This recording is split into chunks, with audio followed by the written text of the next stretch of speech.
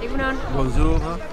Egunon, hemen elkartu gira martxoaren 8-aren harira. Martxoaren 8-a emazte langileen nazioarteko eguna da.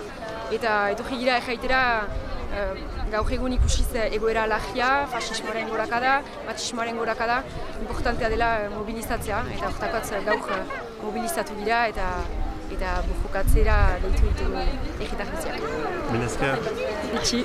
Eta emaztean irudi otzana eta seksualizatua normalizatzen ari dira.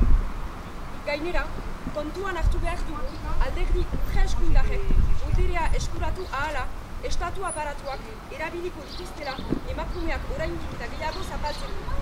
Bai eta emazte migranteen esplikazioa areagotzen dituzte, fasistek beti langilean eskubide politikoak erasuko baitituzte.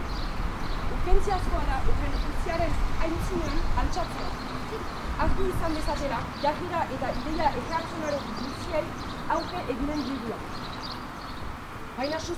Baina soluzioa ez da etorriko estatu aparatuetatik. Ez da ezkerreko alderdi politikoetatik ere.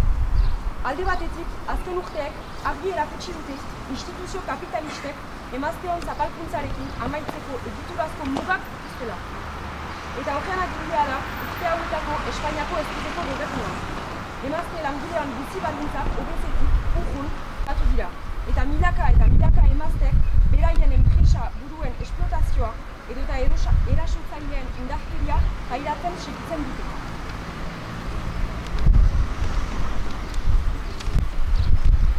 Beste aldetik, ezker politiken porrotek sorturiko desatxikimenduak eskuineratzen eraman du gizarteko sektore handi baten pentsaera. Eskuinak egoera hori erabili du, ideia matxistak eta gibelakoiak gizarteko gero eta kapa gehiagotan zabaldu. Horregatik, eraldaketarako bitarteko gisa ikusi.